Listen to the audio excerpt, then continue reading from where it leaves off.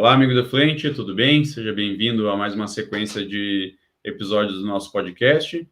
Hoje a gente vai começar uma série mais focada na parte de tratamento físico-químico, onde dentre todos os processos que tem, a gente vai focar um pouquinho mais em coagulação e floculação, trabalhar um pouquinho a parte de conceitos, e aí, num segundo episódio, a gente fala mais sobre os equipamentos e as possibilidades que a gente tem para isso. Então, pai, se quiser começar aí, a gente vai dando a sequência.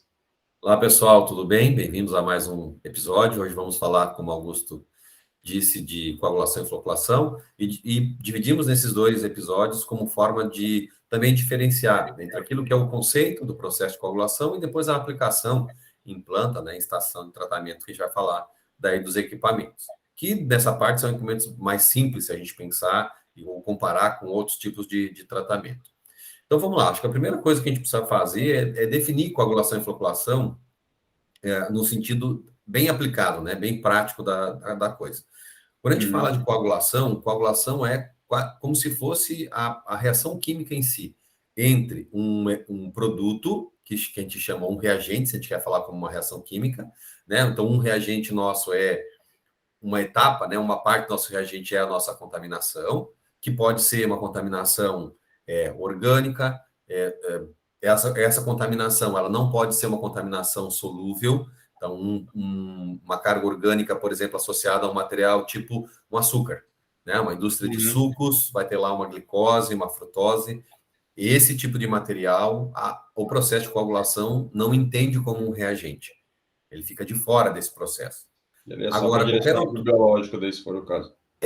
Isso. Eu preciso de um outro processo de tratamento. Pode até ser um físico-químico, por exemplo, um ozônio, uma oxidação química de uma outra forma, como os processos oxidativos avançados, que a gente vai acabar não tratando aqui, né? Talvez a gente vai deixar isso mais para os episódios específicos, com convidados, né? Que eu acho que são assuntos bem mais específicos. Então, quando a gente não está falando desses componentes, desses reagentes aí, como esses muito solúveis, o processo físico-químico ele vai focar ou na contaminação suspensa, ou na contaminação coloidal, que a gente chama. Então, um componente de uma cadeia carbônica maior, que realmente não encontra-se nessa característica de solúvel, né? Que poderia ficar preso, por exemplo, ou separado através de uma análise de sólidos suspensos. Então, tudo aquilo que está dentro dessa faixa, entre material coloidal para cima, né? Que, de fato, eu posso separar num filtro de 47 micras, que a gente chama, que seria o específico para isso, a gente vai entender isso como material coloidal, né? Muito desse material coloidal a gente não enxerga pelo tamanho que tem, mas está lá no meio e vai poder ser separado, vai ser um reagente do nosso tratamento físico-químico. Um pouquinho, às vezes, dá uma turbidez na amostra, né? Ver que ela está um pouquinho embaçada. Com certeza é material coloidal. Um tamanho muito pequeno, ele está...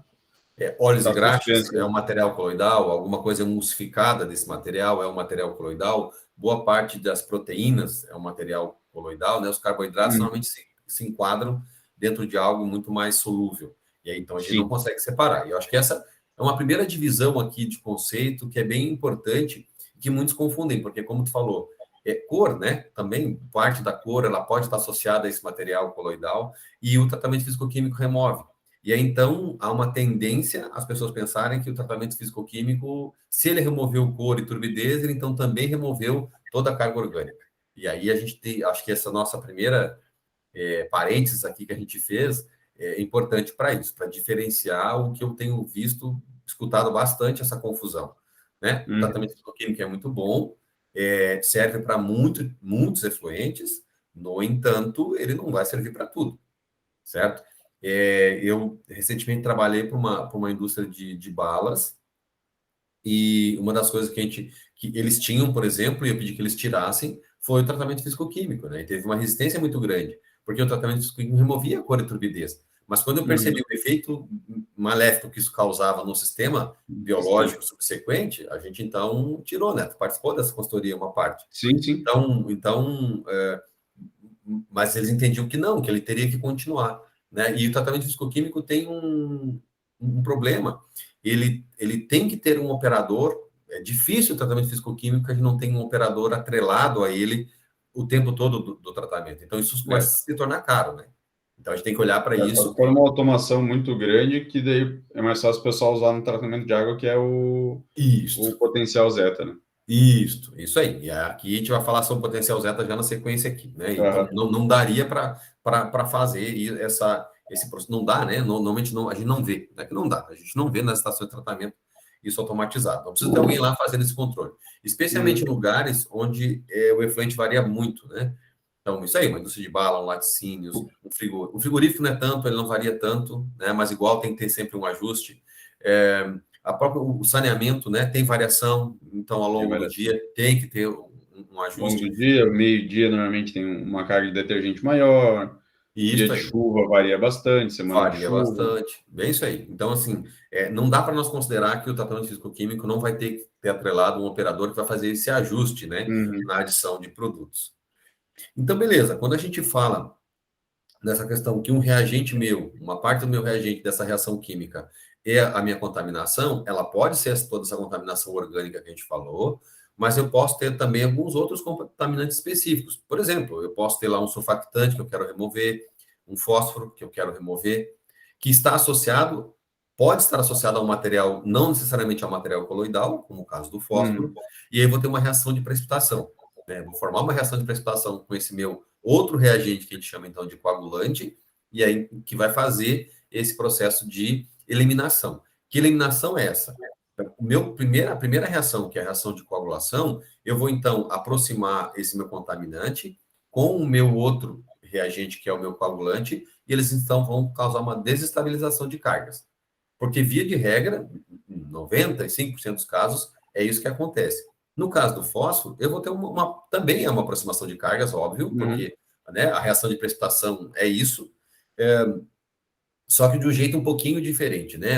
No caso da matéria orgânica, uma nuvem de eletrônica que tem a matéria orgânica quase sempre negativa, rodeada por algum material positivo, e isso que mantém ela estável. Por isso que ela não sedimenta, por isso que ela não vai ser separada. Eu preciso adicionar esse coagulante para poder fazer essa desestabilização, que é justamente isso, criar com que aquilo que estava estável e no meio, né, vai agora, então, virar um coágulo. Esse coágulo, então, pode ser separado por um processo físico. Só que só a formação do coágulo, ela não é suficiente. Por isso que a gente tem um processo subsequente, que é a floculação. Então, quando a gente fala de coagulação, a gente está nessa desestabilização. Quando eu falo de floculação, eu já tenho um coágulo desestabilizado, e aí, então, eu vou acrescentar do próprio coagulante ou de um componente separado, e essa é a confusão de nomenclatura.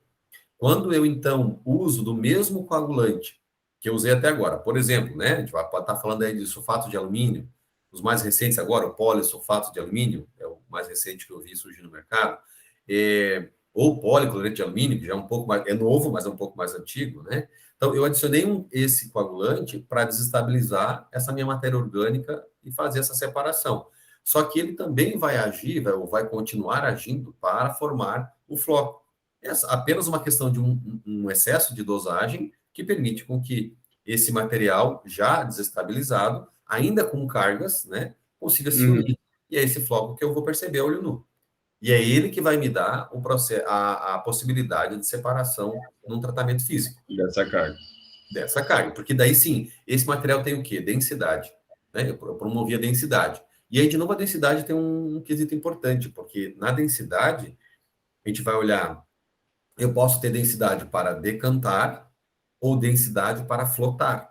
Verdade. Isso tudo muda essa composição de produtos. O processo de coagulação não necessariamente vai mudar. Ele pode continuar o mesmo.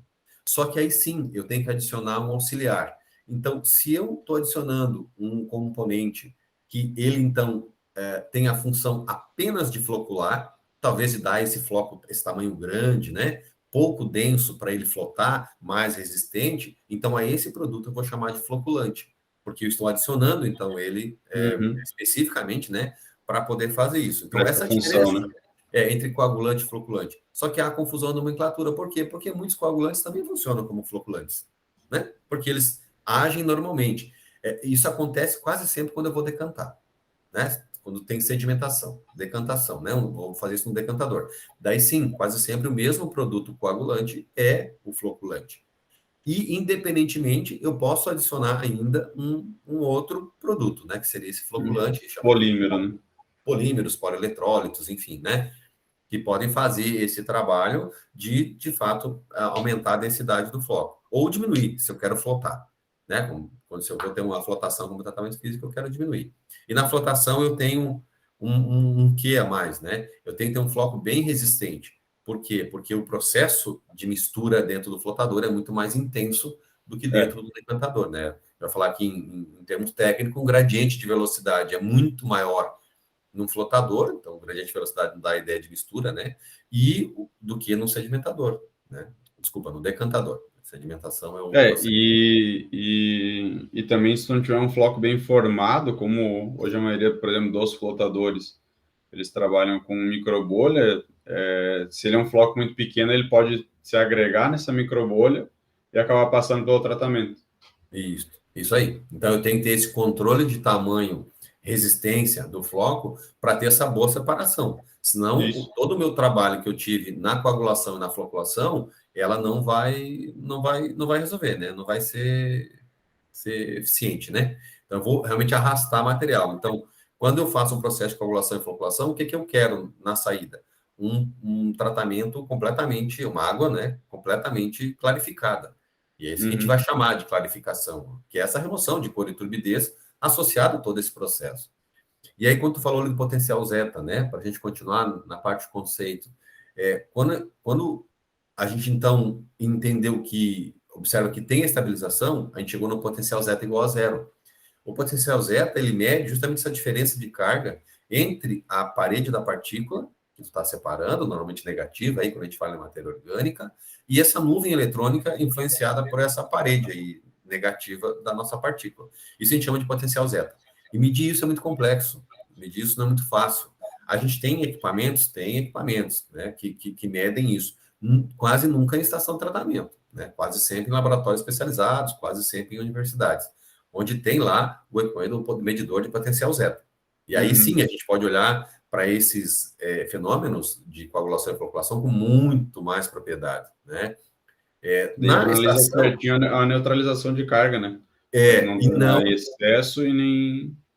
Isso, e não a neutralização com relação ao pH, que a gente pode ver no pH-metro, por exemplo. Quando sim, a milivoltagem zero é um ponto de carga zero, mas ele está associado ao equilíbrio hidrogênio-hidroxila. Então, pode ser confundido. Tem alguns efluentes que coagulam bem em pH 5, 5,5, alguns coagulantes, né? Vão para esses pHs menores. E a maioria a gente entende como um pH ótimo, um pH 7, mas nem sempre. Eu posso ter outros pHs. Né? E aí o pH-metro do laboratório, que tu pode trocar a função de pH-metro, né, de pH para milivoltagem, tu olhar para isso. Mas ele não é muito bom. É uma forma de fazer, mas não é muito bom. Sim, para a gente olhar esse processo a fundo, é o potencial zeta. Né? O pessoal fala que o que viabiliza economicamente um equipamento desse é a economia que tem no coagulante, né? Isso aí. Entre coagulante e floculante, os maiores gastos que a estação tem, eu acho, de gasto fixo. E o pessoal dos equipamentos, conversei uma vez com eles falaram que normalmente a maior diferença é a economia que esse equipamento pode proporcionar, né? Porque como tu sempre está trabalhando no ponto certo, não precisa dosar mais em uma condição que está com menos carga, né? Ele vai variando o coagulante conforme precisa. Isso aí é uma questão de automação bem importante. E aí hoje a automação está muito em voga, né? Está todo mundo olhando para isso e nessa parte da estação de tratamento a gente ainda não vê isso como uma métrica comum. Isso é bastante incomum, na realidade, a gente enxergar nas estações de tratamento, né? Essa medição de potencial zeta e esse equilíbrio. E sim, tá aí uma parte do custo. O coagulante custa caro, né? Ele vai te custar caro e esse custo, justamente, e aí se tu vai olhar que eu posso ter uma automação, porque justamente o processo mais delicado, coagulação e floculação, é a dosagem, se tu tens isso automaticamente, o teu operador vira algo menos importante para essa parte. Né? E tu tens toda uma estação para cuidar. E aí sim, ele consegue dar atenção para outros setores, né? Uma limpeza, provavelmente cuidar do tratamento para que consiga antecipar alguns passos de manutenção. E o controle, né? Filho? O controle que tu tem que ter dentro de uma estação como um todo, né? O cara tem lá um lodos ativados, a gente já vai falar sobre isso, né? Num outro episódio. tem que ter controles, né? Sem esses controles, você não consegue, sem esse monitoramento, você não consegue controlar a estação. Hoje a automação mais simples que o pessoal costuma fazer é amarrar a dosagem de produtos com a vazão. Baixa mais ou menos uma faixa que precisa, subiu a vazão, automaticamente sobe a dosagem também, para também não ficar tão dependente de uma pessoa olhar, né? Mas isso igual é perigoso. Igual é perigoso. Por quê? Porque eu posso ter uma mudança de qualidade do efluente e essa mudança de qualidade do efluente não está associada à mudança de vazão. Né? Então, no esgoto, por exemplo, pegar uma semana de chuva, um dia de chuva, no primeiro dia a carga vai aumentar muito e, de fato, precisa aumentar a dosagem, né? Muito mais do que teve nos outros dias. Mas no segundo, terceiro dia de chuva, se tiver uma vazão muito alta, já não pode baixar a dosagem que... baixar bem que ela vai funcionar. Eu acho que esse é um ponto, eu acho que importante, né, da gente colocar aqui. E outra coisa eu acho interessante é a questão dos tipos de produto. A gente tem algumas classes de produto, né, que a gente pode trabalhar que tem ações um pouco diferentes. Então, quando a gente pensa num coagulante, por que a gente tem que subir o pH quando a gente vai trabalhar um tratamento físico-químico com coagulantes inorgânicos, tipo policloreto de alumínio, que é um coagulante que já vem, né, com um pH mais próximo do que tu vai utilizar, então tu necessita menos de fazer isso, né? Já vem mais pronto com relação a essa formação de hidróxidos que o pH promove. Agora, tu vai trabalhar com sulfato de alumínio, um cloreto férrico, com sulfato ferroso, né? Qualquer sal inorgânico que você vai trabalhar, quase sempre são sais ácidos, né? É um sal que em meio de água vai baixar o pH. Então, você precisa subir o pH do teu efluente, então vai adicionar aí um hidróxido de sódio, provavelmente, vai subir esse pH, alguns adicionam cal, né? Hidróxido de cálcio. Tem já no mercado alguns hidróxidos de cálcio bem interessantes. Por que o hidróxido de cálcio é legal? Ele quase sempre gera uma quantidade maior de lodo, né, no tratamento, quando comparado ao hidróxido de sódio, mas o cálcio também é um floculante, né? Desculpa, também é um coagulante. Então, eu acho que ele também ajuda, né? Ele pode, dependendo do tipo de efluente, ele pode melhorar. Então, o que a gente recomenda aqui? Testar. Testem os produtos, né? Mudem os produtos.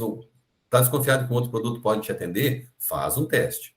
Pede para normalmente, os fornecedores de produtos são muito parceiros nisso. Eu ia falar isso agora. Fornecem amostras e tal, eles têm interesse em testar em efluentes diferentes, né? Estão sempre buscando efluentes diferentes para poder aplicar os seus produtos. Então, eles são parceiros nisso, pelo menos eu sempre observei isso enquanto consultor aí de estação, né? Eles são muito parceiros. Eu acho que olhar e pedir para que eles nos ajudem nesse aspecto é interessante. Então, testa... Eles são bem focados nisso, né? Sim, é isso aí, pedir uma ajuda de alguém especializado, só que você pode fazer o teste, pode ser com ele, sim, mas eu sempre indico, faz o teste em planta, faz o teste no teu JAR teste lá no teu laboratório, ou com o laboratório do teu fornecedor que pode te ajudar, e depois testa e se implanta, verifique se implanta, como é que funciona, como é que se comporta. E aí, ok, você pode fazer a troca, daqui a pouco é um produto mais caro, mas ele é mais eficiente, você no final vai estar gastando menos, né? E, às vezes, um produto não vai dar certo para todos os teus tipos de efluente. Não, a metalmecânica pode ter um efluente completamente diferente do outro, dependendo do que ela está trabalhando. Por exemplo, né? Um curtume. E aí eu tenho que buscar formas diferentes de atender, né? Então, produtos diferentes podem atender. Então, dentro dessa linha, quando a gente usa um produto inorgânico, como um sal ácido, eu vou jogar o pH para cima.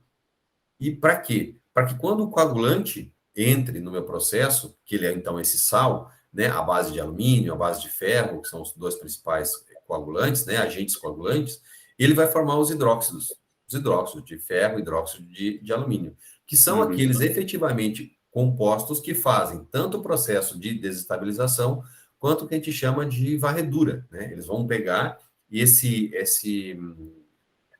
essa minha cor, essa minha turbidez, esse material coloidal e fazer o que eles chamam de varredura, né? E vão então levar isso para o fundo, normalmente, né? Ou na flotação, se for uma outra opção. Né? Então, eles vão fazer esse processo. Então, o hidróxido, são os hidróxidos desses sais aí, desses elementos, do ferro e do alumínio, que fazem isso. Por isso que precisa subir o pH. Né? E também por causa desse ajuste, porque boa parte deles coagula bem dentro do pH próximo de 7. E aí, então, com a adição do coagulante, vai baixar o pH. E aí eu vou chegar nesse pH próximo de 7, que seria o ótimo, né? Onde eu vou estar fazendo aí essa coagulação e floculação, né? Que são os dois processos subsequentes.